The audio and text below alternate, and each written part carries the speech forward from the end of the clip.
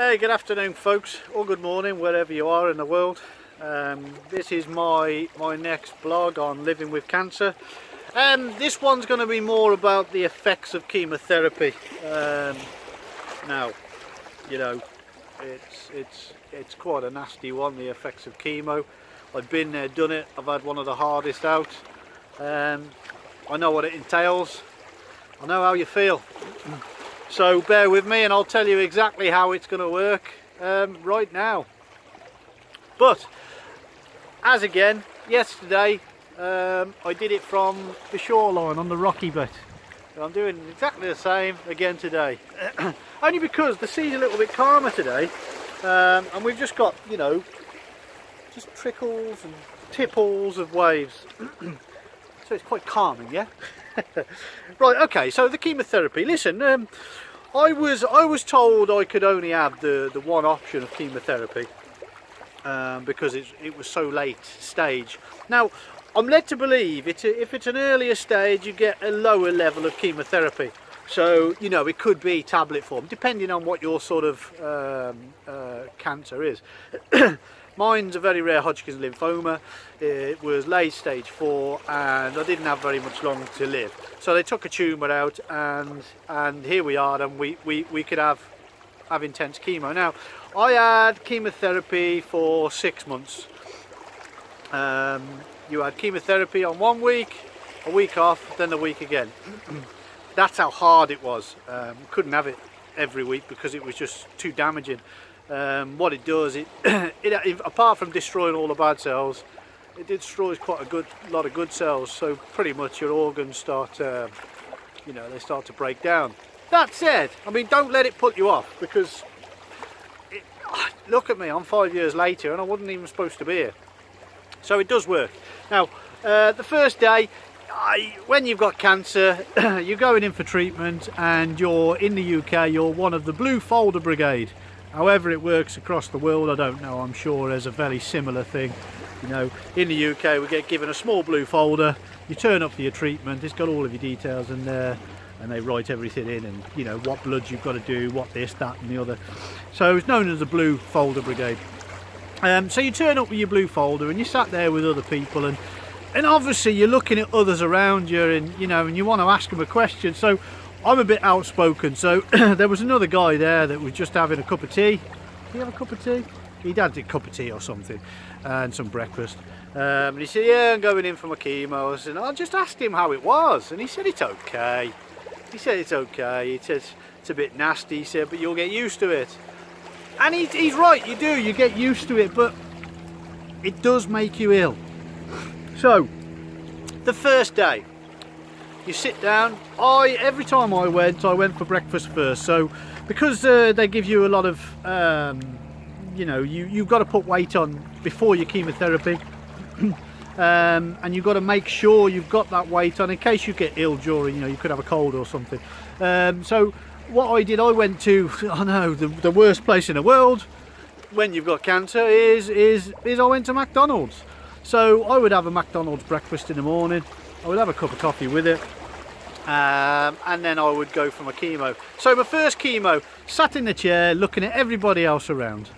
Now they did a different kind of chemo with me, because only a couple of 3 years ago, well, no, sorry, obviously 5 years ago, they started doing antibodies along with chemotherapy, which meant what the antibodies do, they actually cling on to the bad cells, they cling on to the cancer cells. And then when they put the chemotherapy in, it kills everything that's been clung onto, if you like. So everybody's there. Not everybody's having this antibodies thing, because it's quite a new thing. So I'm sat there, and you get the local nurse. They start bringing around your sandwiches and your teas and stuff like that, trying to make you feel at home. And I'll tell you what, this is probably one of the most impressive places I've ever been in my life for people with such a good attitude towards things, and that involves the staff too. That said, I mean, there is quite a lot of people that do go into these chemotherapy wards, and you know, they're not doing very well, they're not feeling like they're doing very well, so they don't really want to, how can I put it, they don't really want to, well, they just give up, pretty much. That's the long and short of it. I wasn't one of those, you know. I can remember a nurse saying to me, "Hey Jason, how you doing?" And I would say, "Yeah, living the dream."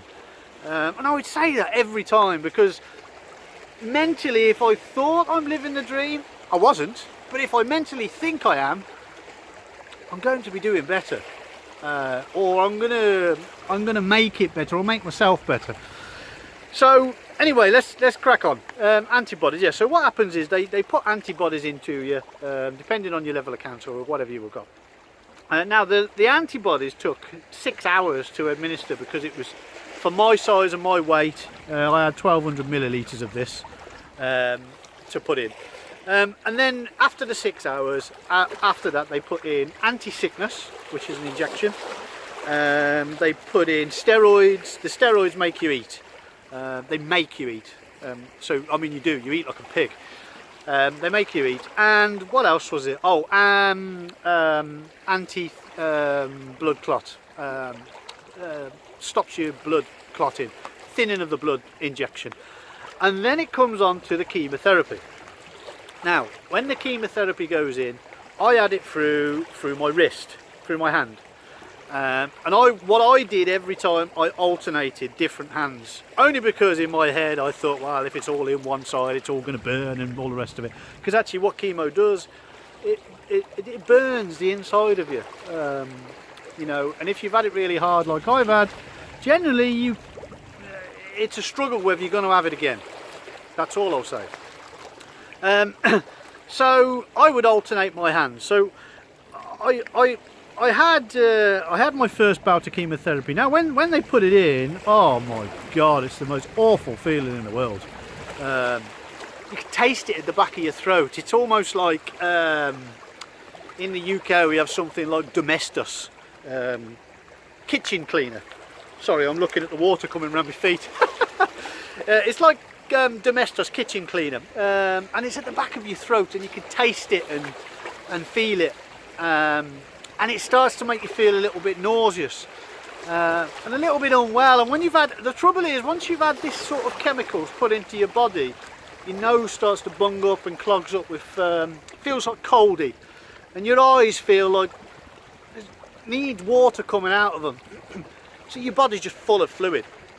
So basically what happens is, no, not what happens, is basically what's happening is you're full of fluid, and when the chemo comes in, you start to feel a little bit bunged up and a bit rubbish. Now, after the first time, it's okay. You're very, very weak, okay? So you go home, you do exactly what the consultants say, exactly what the nurses say, and you just don't do a lot. So for the first week, you've had your chemotherapy, and then on the second week, you're neutropenic. Now, what neutropenic means is you've got no immune system for one whole week, because it just destroys your immune system. So you just stay indoors. That's what I did. Later on, I'll tell you what else I did. So stay indoors, you know, watch a few films. But what I didn't do, which is what the consultant said I could do, they said, "Oh, Jason, it's fine. You can have a glass of wine or a pint of beer or whatever." In the beginning, I did. I had a glass of wine or a pint of beer, and then mentally I thought, well, if I'm having chemotherapy and all this nonsense in my blood, alcohol goes into the blood. Alcohol's full of sugar. Alcohol's full of yeast. What the hell would I want to put that in my blood for when sugar, yeast and lack of oxygen are the three major ingredients to cancer? It just didn't make any sense to me. So I stopped, I quit. And to this day I don't do any of those. So I didn't do that. And what I did, I was just careful. Actually, as it went on, for the 6 months, halfway through, I started to work and did stupid stuff where, yes, I'm here to tell the tale, but I would never do it again. You know, I'm a digger driver, I'm a truck driver, I'm a plumber, and other things. You know, I've done quite a lot of things in my short lifespan. So I would go out and drive a digger, and I can remember the one day my consultant phoning me up, the lead nurse of the chemotherapy ward, phoning me up, and all you could hear is all this banging and clattering and stuff. And anybody who knows me, who's going to see this video, will relate to this, because they all know I'm bloody crazy. So I was on a 21-ton machine, 360 excavator, and I was levelling a car park for a well-known transport company in the UK. And I was levelling this car park, and I had a phone call from my my chemotherapy nurse, the head of chemotherapy nurse, and Jason, what the hell are you doing? And I said, I'm working. I've got the phone up to my ear like this. Absolutely bonkers. Yeah, I'm working. I'm, you know, machining away and clattering away, and stop, stop, stop, stop. Well, unbeknown to me, when you're having chemotherapy and you're a bit neutropenic anyway, there's actually things in elements of life that can kill you straight away. There's a mould inside mortar and bricks and stuff like that, that if you're working around and the dust picks up, that mould will kill you straight away. I didn't know this, so I just carried on working. Stupid old me, you know, I don't think before I do. So, you know, and it's lessons learned like that. You know, I didn't listen, and I just learned by my own mistakes. So chemotherapy, as you go along through the chemotherapy, you have 1, you have 2, you have 3, you have 4. Oh, you can feel it. You can definitely feel it. You get really, really weak to the point you can't walk very far, and you can't do very much, and you can't sit up very well. But you know, that's the effects of chemotherapy. You know, and towards the end of it, you know, towards the end of my 6 months, my fingertips were all a bit tingly and numb, and so were my toes, which didn't bother me so much, but apparently that was the line. As soon as that happens, they stop the chemotherapy, because it's starting to damage all your nerves. They can carry on. Actually, mine was working. It shrunk nearly all of my tumours down to a specific size where they said, right, you don't need any more, you're doing very well. But I changed all my diet, everything, just to, you know, I want to be around. I want to see my son. I want to see him grow up. I want to see him get married. I want to see him have kids, you know, and that for me, that's mission. And I want to be that old man and that old woman walking along the beachfront, holding hands. You know, that's just what we want to do. I don't want to. I'm not ready to go yet. So, you know, I would have let them carry on with the chemotherapy just because it's me. But the effects of chemotherapy, please, don't let it frighten you.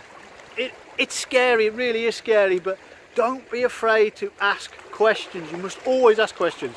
Anybody that's facing chemotherapy or any kind of treatment, even radiation, exactly the same. No, not exactly the same, but quite different. I've got relatives that have gone through radiation. Actually, we went through the same sort of therapy at the same sort of time. She's still around, she's doing well. I'm still around, we're both doing well. So we sort of bounced off each other indirectly. But don't let anything be scary. It's the most scariest thing in the world, chemotherapy. Not knowing. And you start looking on Google and finding out this and finding out that. Stop. It's all nonsense. All nonsense. The only people that can tell you about chemotherapy are the consultants and people like me who've been through it, who know the stories, who don't paint a pretty picture, who don't do this. You know, when you hear all these people saying farmer this and farmer that, and you know, they're only in it for the money. Oh, just don't talk absolute cobswallop. Absolute rubbish. Why on earth would they do that?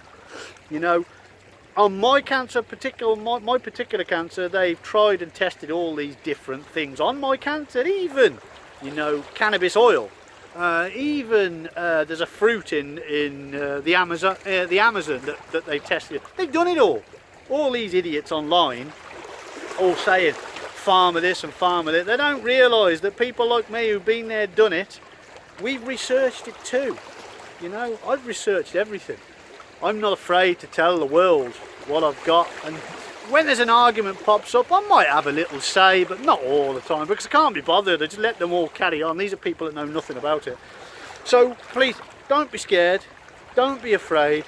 The effects of chemotherapy, yes, they're harsh, but you'll come through.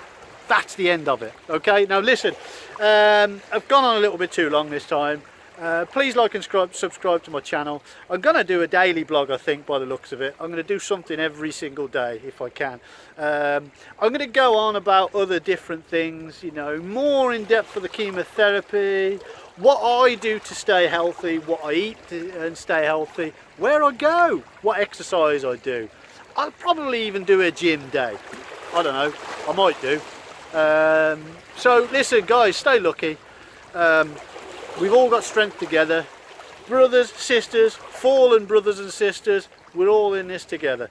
If we can help each other and we can learn and teach each other, we'll have a cure between us one day, right? I mean, there's something coming up every single day. So please, like and subscribe, stay lucky, ask as many questions as you want. That's what I do. I like answering questions about cancer. So please, do all these things. So stay lucky guys.